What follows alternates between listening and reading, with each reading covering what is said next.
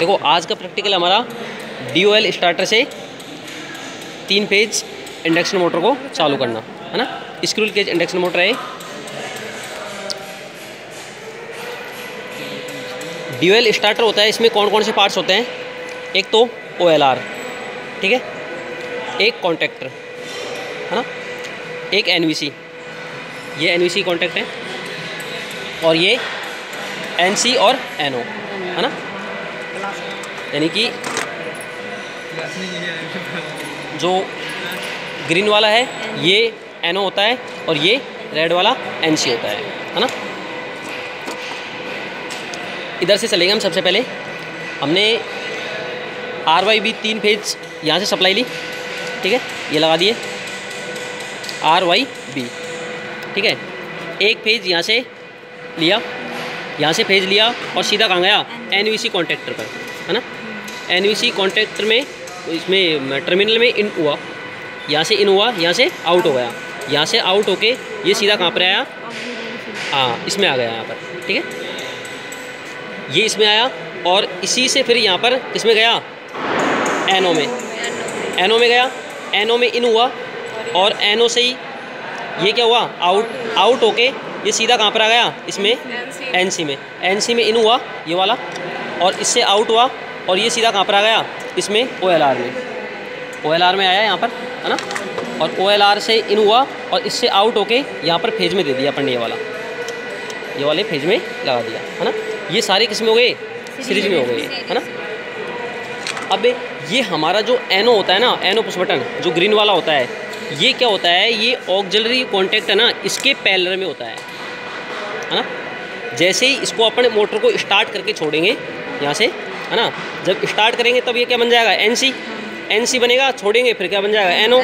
तो NO बनने पर वापस हमारा सर्किट ओपन ना हो है ना, इसके लिए ऑक्सिलरी कॉन्टैक्ट होता है। यानी कि मोटर जब ऑन होती है तब हमको इसको जो सप्लाई मिलती है ये जो ऑक्सिलरी कॉन्टैक्ट में से होके मिलती है ना। सप्लाई ऑक्सिलरी कॉन्टैक्ट में से होके मिलती है सप्लाई है ना। देखो जैसे ही हमने सप्लाई 3 फेज सप्लाई देते हैं हम है ना, 3 फेज सप्लाई देने पर हम ऑन पुश बटन को ऑन करेंगे ये वाले को है ना। जैसे ही ऑन करेंगे, ठीक है, तो NVC में क्या होगा?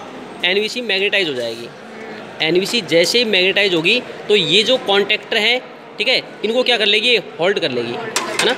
जैसे ये होल्ड करेगी तो सप्लाई इधर से है ना, यहाँ से इन हो रही है ना, तो यहाँ से आउट हो जाएगी है ना, यहाँ पर, यानी यहाँ इनपुट है या आउटपुट है। तो 3 फेज यहाँ से मोटर को चले जाएंगे है ना। मोटर को 3 फेज, जैसे कि ये तीनों को अपन ने कॉमन किया तो स्टार में है ना, और ये नीचे दिया है ना RYB, ठीक है। अब हम एक बार 3 फेज सप्लाई देखेंगे एक बार है ना।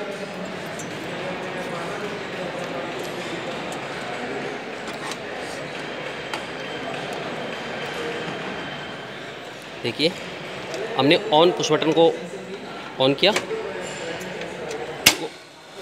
मोटर ऑन हो गई, ठीक है।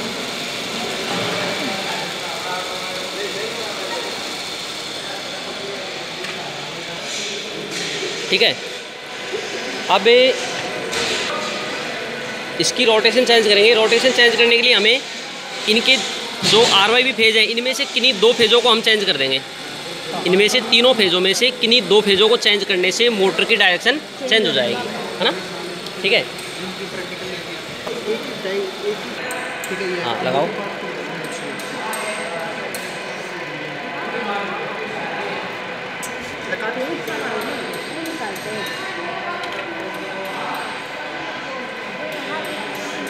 दो फेज चेंज हो गए यहाँ से, ठीक है,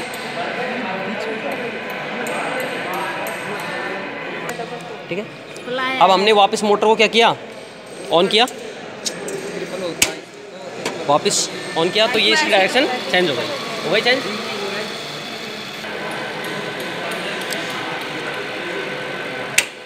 रनिंग कंडीशन में, ठीक है, जैसे ही मोटर ओवरलोड होती है ना, जैसे ही मोटर ओवरलोड होगी है ना, तो इसका करंट बढ़ेगा है ना।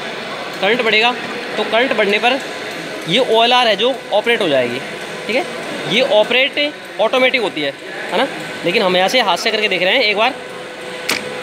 ये मोटर बंद हो गई। ठीक है, कहाँ बंद हुआ देख लो।